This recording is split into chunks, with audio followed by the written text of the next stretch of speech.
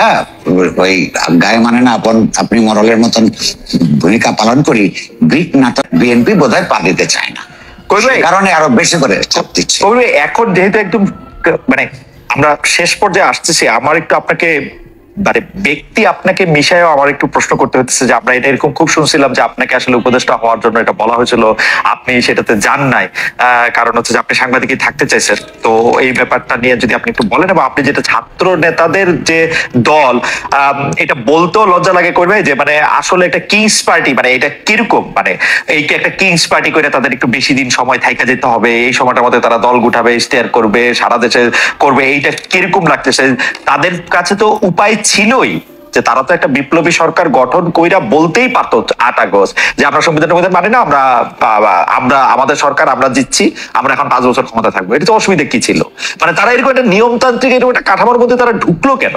মানে যেটা ফরদ মজার সাহেবরা প্রথম থেকেই মানে এটা দরকারটা কি ছিল? এটা আমি ঠিক ওরাই উত্তর দিতে পারবে, তবে আমাকে ছোট্ট অনুমান করে বলি, এটা তাদের একটু আফটার থট। প্রথমে যারা আন্দোলন সংগ্রাম করেন তারা তো তখন এটা চান নাই, পরে তারা আমার খবর অনুযায়ী আমি এটার নাম এখনো বলবো না, কিছু বিভ্রান্ত দার্শনিক রাজনৈতিক ভাবে বিভ্রান্ত, যাদের কোনো প্রায়োগিক রাজনৈতিক আপনার অভিজ্ঞতা নাই, বুঝবারও চেষ্টা করেননি, এমন কিছু লোকের পাল্লায় পড়ে তারা কিছু কাজ করছেন। আমি শুধু তাদেরকে বিনীতভাবে অনুরোধ করব, ইতিহাসে তার সম্মানটা অনেক বড়, সেই সম্মানটা কোন বিভ্রান্ত চিন্তা দ্বারা আপনার প্রভাবিত হয়ে যাতে তারা নষ্ট না করেন। তো এটা আমাদের শুধু তাদের ক্ষতি হবে না, ইতিহাসের ক্ষতি হবে। আর আমার ব্যক্তিগত ব্যাপারটা খুব ছোট করে বলি, এটা অন্যদেরও কাজে লাগতে পারে। আমাকে ঠিক যে পরিষ্কার ভাবে আপনার কি বলে যে আমন্ত্রণ জানানো হয়েছিল, না এটা সত্য নয়, তবে আমাকে ইঙ্গিত দেওয়া হয়েছে, এটাকে বলে অঙ্কুরেই আপনি সেটা ইঙ্গিত যাতে প্রস্তাবের জায়গায় না যায় সেটা আমি ব্যবস্থা করেছি। সেটার কারণটা খুব সোজা।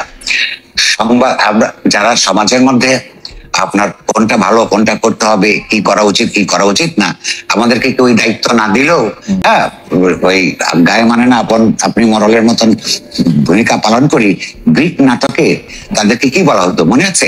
আমাদের যাত্রা পালায় বলা হতো বিবেক। বিবেক যে বিবেকের কাজ করবে সে তো বিবেকই থাকবে, বিবেক তো রাজা মন্ত্রী হবে না। বিবেকের কাজ করে যারা এগুলো হতে চান বা যাদেরকে বানাতে চান তাদের একটুই চিন্তাটা করা দরকার। আপনি বিবেকের ভূমিকায় যারা থাকে তারা রাজা মন্ত্রীরা কি করবেন সেটা বলে, ভুল ভ্রান্তিগুলি ট্র্যাজেডি কখন আসছে সেগুলো ইঙ্গিত দেন, কিন্তু নিজেরা রাজা মন্ত্রী হন না। আমি যদি সাহিত্যের ছাত্র, হ্যাঁ, সামান্য দর্শন চর্চাও ইতিহাস চর্চাও আছে, ফলে আমার নিজের বিনীত ভূমিকা সম্পর্কে আমি পরিষ্কার, আমি একটা অপোজিশনাল ভূমিকা সমাজের মধ্যে রাখতে চাই, এটুকুই। কবির ভাই, ভারত বাংলাদেশে তো আসলে বাংলাদেশের রাজনীতিতে এবং নানা কারণে ভারতের একটা বাস্তবতা রয়েছে। বাংলাদেশের রাজনীতির ক্ষেত্রে অনেকে এরকম মেরুকের অনেক সময় করেছেন যে একটা ভারতের পক্ষে রাজনীতি, একটা ভারতের বিপক্ষে রাজনীতি, কিন্তু আওয়ামী লীগ সরকার গত 15 বছরে কূটনীতিক শাসনটা, এর কূটনীতিক অনুশাসনটা এমন ভাবে করছে যেটা প্রধানমন্ত্রী সাবেক শেখ হাসিনা পলাতক প্রধানমন্ত্রীকে আসলে কোট করতে হয়, ওদেরকে যা দিয়েছি তারা চিরকাল ভুলতে পারবে না। এইটা তো একটা দেশের মানে কোনো কূটনীতির কোনো একটা হইতে পারে না, কিন্তু তারপরেও আমরা গতকাল ভারতের সেনাপ্রধানকে বলতে শুনছি সার্বিক সম্পর্ক স্বাভাবিক হবে বাংলাদেশে নির্বাচিত সরকার এলে। গত মানে এইটাকে আপনি আসলে কিভাবে দেখেন? নির্বাচিত সরকার এলে স্বাভাবিক হবে সেটা বলছেন, আবার পাশাপাশি যদি আপনি এইটাও দেখেন যে বেগম খালেদা চিকিৎসার জন্য লন্ডন যাওয়ার আগে আমাদের সেনাপ্রধান ও বিএনপি নেত্রীর সঙ্গে সাক্ষাৎ করেছেন। মানে এটাও একটা আনপ্রেসিডেন্টেড ঘটনা, কারণ মানে একজন রাজনৈতিক দলের নেত্রীর সঙ্গে একজন সার্ভিং সেনাপ্রধান গিয়ে সাক্ষাৎ করে আসবেন, এরকম আমরা আসলে কখনো শুনি নাই।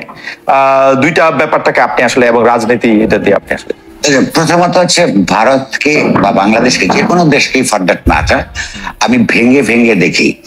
ভারত বলতে একটা ভারত না। ধরুন ভারতের শাসক শ্রেণী, ভারতের হিন্দুত্ববাদী বিজেপি, ভারতের ওই ছদ্ম হিন্দুত্ববাদী কংগ্রেস, ভারতের কমিউনিস্ট পার্টি, ভারতের জনগণ, ভারতের সিভিল সোসাইটি, এগুলি না প্রত্যেকটাই আলাদা আলাদা জিনিস।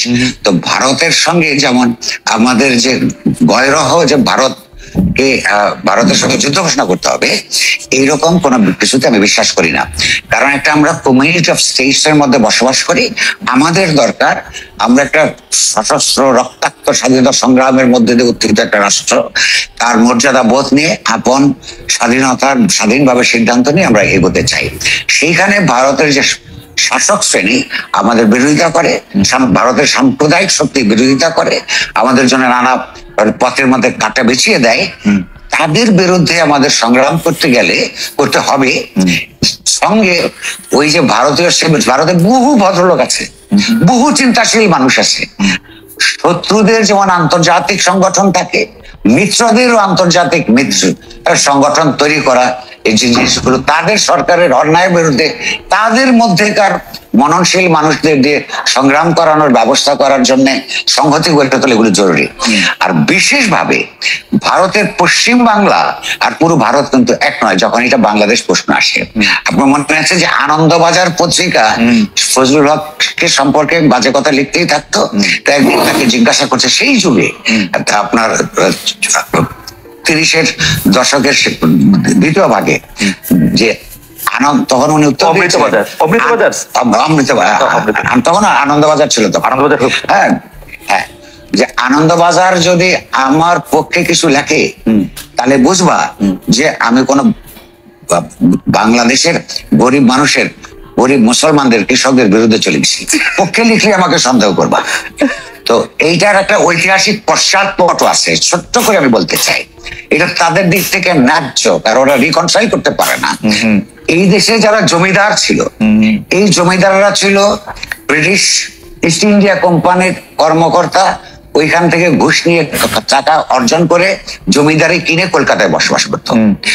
আর পূর্ব বাংলার যে কৃষক, হিন্দু মুসলমান নির্বিশেষে, কিন্তু মনে রাখবেন শিডুল কাস্টরা 1946 সালে আপনার এই যে কি বলে যে মুসলিম লীগের পক্ষে ভোট দিয়েছিল, কংগ্রেসকে কিন্তু ভোট দেয় নাই। শিডিউল কাস্ট তফসিলি ফেডারেশন, তাদের মধ্যে কিন্তু হয়েছিল আপনার একটা ভোটের ঐক্য হয়েছিল। তো এরা এই যে পশ্চাৎপদ চাষা ভূষা বাংলার কৃষকরা একটা স্বাধীন দেশ তৈরি করে ফেললো, এবং তারা যে কলকাতার সঙ্গে আর ঢাকার তুলনা করতে পারে না, ঢাকার সঙ্গে দিল্লির তুলনা হয়, এইটা পশ্চিম বাংলার এখনকার দিল্লির নির্যাতনে নিপীড়িত, যাদের নিজস্ব কোনো মেরুদণ্ড সোজা নাই, তারা এটা সহ্য করতে পারে না। সারাক্ষণ ধরে বাংলাদেশের বিরুদ্ধে অসত্য কথা প্রচার করতে থাকে। কিন্তু ভারতের বহু জায়গায় বাংলাদেশ সম্পর্কে ইতিবাচক ধারণা আছে, তাদেরকে আরো বেশি আমাদের সম্পর্কে জানাতে হবে, এবং তাদের বন্ধুত্ব ভারতীয় শাসক শ্রেণীর সাম্প্রদায়িক শ্রেণীর বিরুদ্ধে তাদের সঙ্গে আমাদের বন্ধুত্ব কাজে লাগাতে হবে। কবির, আপনার বক্তব্য এতটাই সঠিক যে আমি যখন ডয়েচে বাংলায় কাজ করতাম, পশ্চিমবঙ্গ আসলে বাংলা ভাষা যেহেতু সেটা এর মধ্যে ছিল, আমি কিন্তু যেসব মিডিয়াগুলি এখন বেশি অসত্য কথা ছড়িয়েছে তাদের পশ্চিমবঙ্গের সাধারণ মানুষের মধ্যেও গ্রহণযোগ্যতা প্রায় শূন্যের কোঠায় নাই বললে চলে। তাদের মধ্যে কিন্তু আসলে তারা একটা প্রপাগান্ডা মেশিন হিসেবেই কিন্তু তারা পরিচিত, আসলে খুব যে গুরুত্ব দেওয়ার কিছু আছে তারা। আমাদের শেষ প্রশ্ন করবে, আমি জানি যে আপনার অনেক কাজ রয়েছে, আমি আর আপনাকে আটকাবো না, এটা শেষ প্রশ্ন, এবং এতে যদি আপনি আপনার বক্তব্য বলেন যে 3 বছর আগে প্রথম আলোকে দেওয়া এক সাক্ষাৎকারে 2022-এ দেয়া নভেম্বর 6, আসলে 3 বছর হয় নাই, 2.5 বছরের মতো বা 2 বছর একটু বেশি, যে 10,000 টেলিভিশন বা পত্রপত্রিকা থাকলে, আপনাকে কোট করছি, পত্রপত্রিকা থাকলেই এখন এখানে মানুষ গণতন্ত্র চিন্তা প্রকাশের স্বাধীনতা নিশ্চিত হবে, এমন ভাবার কোনো কারণ নেই। এই 3 বছরে সংবাদপত্র এগুলির চেয়েও বেশি আমরা দেখেছি সোশ্যাল মিডিয়া, ইনফ্লুয়েন্সার, এরকম কিছু কিছু শব্দ আছে। আমি চিন্তা প্রকাশের স্বাধীনতার ক্ষেত্রে সোশ্যাল মিডিয়ার ভূমিকাটা আপনি আসলে কি দেখেন, এটাই আমার আসলে শেষ প্রশ্ন।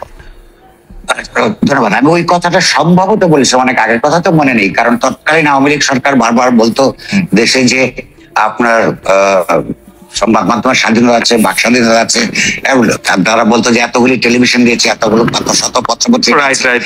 আমার ওই সব পরিপ্রেক্ষিতে সম্ভবত বলেছিলাম। এখন 10টা বা 10,000 টেলিভিশন দিয়ে যদি সরকারি প্রপাগান্ডা মেশিন হিসেবে সেগুলোকে ব্যবহার করা হয়, সেটা দিয়ে তো নির্ধারিত হয় না দেশে আপনার গণতান্ত্রিক বাক স্বাধীনতার ব্যবস্থা আছে কিনা। আর সোশ্যাল মিডিয়ার ইনফ্লুয়েন্সারদের জন্য বিরাট ভূমিকা তো আছেই। ধরুন এখন এই যে আপনারা যারা দেশে তো বটেই, বিদেশে আপনার আপনাদের জার্মানিতে তখনকার সময়ে প্যারিস থেকে, নিউ ইয়র্ক থেকে, লন্ডন থেকে আওয়ামী লীগ সরকারের অপকর্মের বিরুদ্ধে যারা ইউটিউবিং করেছেন তাদের একটা তো ইতিবাচক ভূমিকা ভীষণভাবে ছিল, ভবিষ্যতেও থাকবে। হ্যাঁ, কিন্তু তারা এখন বিভক্ত নানান কারণে। ন্যাচুরালি হাসিনা চলে যাওয়ার পর যে তারা ফলে যার যার আপন আপন রাজনৈতিক ভাবাদর্শ নিয়ে কাজ করবেন, তো সেটা ঠিক আছে। কিন্তু সোশ্যাল মিডিয়ার ইউটিউবিং তো একটা আলাদা জিনিস, পরিষ্কার দেখতে পাচ্ছেন যে কে কি বলছেন, কিন্তু তার বিপজ্জনক দিক আছে। সেটা হচ্ছে যে ধরেন একটা পত্রিকাকে তাকে একটা ক্লু পেলেই সেটা ছাপিয়ে দেওয়া যায় না। আপনি নিজেই জানেন যে তাকে এটা পরীক্ষা করতে হয় সত্য কিনা, কিংবা কাউকে আক্রান্ত হলে প্রতিপক্ষের বক্তব্য কি, এগুলো ছাপাতে হয়। সোশ্যাল মিডিয়াতে ওপিনিয়ন দেওয়ার ক্ষেত্রে এমন সব তথ্যের কথা বলা হয়, যেন এমন ভাবে বলা হয় যেন এগুলি যেন তথ্য, সেখানে বিভ্রান্ত হওয়ার সুযোগ থাকে। সেখানে সচেতন পাঠকের জন্য, দর্শকের জন্য একরকম, এবং যারা ততটা সচেতন নন তাদেরকে বিভ্রান্ত করার একটা সুযোগ থাকে। সেই বিভ্রান্তির সুযোগ কিন্তু সংগঠিত নানান শক্তি গ্রহণও করে। সেই ক্ষেত্রে এটা বিপজ্জনক, কিন্তু মত প্রকাশের জন্য এটা একটা উত্তম মাধ্যম। ফলে একটা এখানেও সুবিধাও আছে, অসুবিধাও আছে। কবির ভাই, সাংবাদিকতার মানে 93 সাল থেকে এই জায়গা থেকে আপনি যেটা বলতেছি যে আমরা সাংবাদিকতার মধ্যে বারবার এবং পরে প্র্যাকটিস করতে এসে আপনাদের কাছ থেকে বারবার শিখছি যে কোনো কিছু যদি এডিটেড না হয় সেটা জার্নালিজম না। আসলে আপনি যে এত বছর ধরে একটা পত্রিকার সম্পাদক, আপনিও যা কিছু কলাম লিখতেছেন সেটা কোনো না কোনো এডিটর পড়তেছেন, তারপরে আবার পড়তেছেন, তারপরে তাদের কারেকশন দেওয়া হচ্ছে, আপনি সেটা মানলে রাখতেছেন, না মানলে আপনাকে তার কথা মানতে হইতেছে। যে দিস ইজ জার্নালিজম আমরা জানি। এখন তো সোশ্যাল মিডিয়াতে যে মানে আমি জানি না, মানে এটাকে জার্নালিজমের সাথে একসাথে বলাটাই ঠিক হবে কিনা, যেহেতু না না না না, আমি এটাকে আমি বলছি, আপনি যখন জিজ্ঞেস করছেন প্রভাব কি আছে, সুবিধা আছে, আপনি যদি বলেন এটা জার্নালিজম কিনা, একদম না। জার্নালিজমকে এত ছোট করে দেখার কিছু নাই। জার্নালিস্টকে অনেকগুলি ট্রেনিং এর মধ্যে দিয়ে যেতে হয়, একটা শব্দের ওজন নিয়ে চিন্তা করতে হয়, তার প্রতিক্রিয়া নিয়ে চিন্তা করতে হয়, সূত্রগুলিকে পরিষ্কার করতে হয়, সংশ্লিষ্ট সকল পক্ষের সঙ্গে কথা বলতে হয়। কিন্তু ফেসবুকে বা সোশ্যাল মিডিয়াতে একজন ইচ্ছে করলে একটা ওপিনিয়ন দিতে পারেন, সেই ওপিনিয়ন সঠিকও হতে পারে, নাও হতে পারে। আপনি যদি সুষ্ঠু সাংবাদিকতার কথা বলেন, হ্যাঁ, তো সুষ্ঠু সাংবাদিকতা আমরা এইভাবেই শিখেছি, এভাবেই করার চেষ্টা করছি। এটাকে যে নিউ মিডিয়া বলে, নিউ মিডিয়া তো নিউজ বলতেই পারেন যে নতুন ভাবে এসছে, নতুন টেকনোলজি, তার অ্যাক্সেস সবার কাছে আছে। তো সেইটাকে সংবাদ হিসেবে কিংবা তথ্য হিসেবে গ্রহণ করার ঝুঁকি আছে। সেখানে অনেক সত্য কথা আসে। আমাদের সহকর্মীরা আপনার ফেসবুক থেকে অনেক খবরের ক্লু নেয়, হ্যাঁ, সেই সহযোগিতা হয়, কিন্তু সেই ক্লুটা নাই যথেষ্ট নয়। তারপরে নিউজ প্রসেসিং বলে একটা কথা আছে। আপনার র ম্যাটেরিয়াল নিজে আপনার প্রোডাক্ট না, একটা প্রসেসের মধ্য দিয়ে র ম্যাটেরিয়ালকে সংবাদ আকারে উপস্থাপন করাই পেশাগত সংবাদ। কবিরা, যাওয়ার আগে যদি 1 মিনিট একটু বলতেন যে মানে আমাদের দর্শকদের মধ্যে অনেকে বলতেছে যে এটা হয়তো কষ্ট কল্পনা, যে নুরুল কবিরের লেখা আবার কেউ এডিট করে তারপর আবার সেটার মধ্যে কারেকশন করে, এটা কি সত্য কিনা? আপনি যদি একটু প্রসেসটা 30-40 সেকেন্ডে বলতেন যে আপনি একটা এডিটরের কাছে জিনিসটা পাঠান কিনা, নাকি আপনি যা লেখেন সেটাই প্রথম পাতায় খুব গুরুত্ব দিয়ে ছাপান? আচ্ছা, প্রথম কথা হলো প্রথম পাতায় আমি লিখি না। কারণ হচ্ছে এডিটোরিয়াল পেজেস থাকে। এডিটর নিজে যদি এডিটোরিয়াল পেজে ছাড়া অন্য পেজে লেখে, তাহলে এডিটোরিয়াল পেজের গুরুত্ব থাকে না। এক। দ্বিতীয়ত হচ্ছে যে আমি 2 ভাষায় লিখি, বাংলা এবং ইংরেজিতে। ইংরেজিতে লেখার সময় আমার যে সহকর্মীরা আছেন ওরা দেখতে চায় না, কিন্তু আমি জোর করে আমার অন্তত একজন ডেপুটি এডিটরকে পড়তে বলি, 2 কারণে।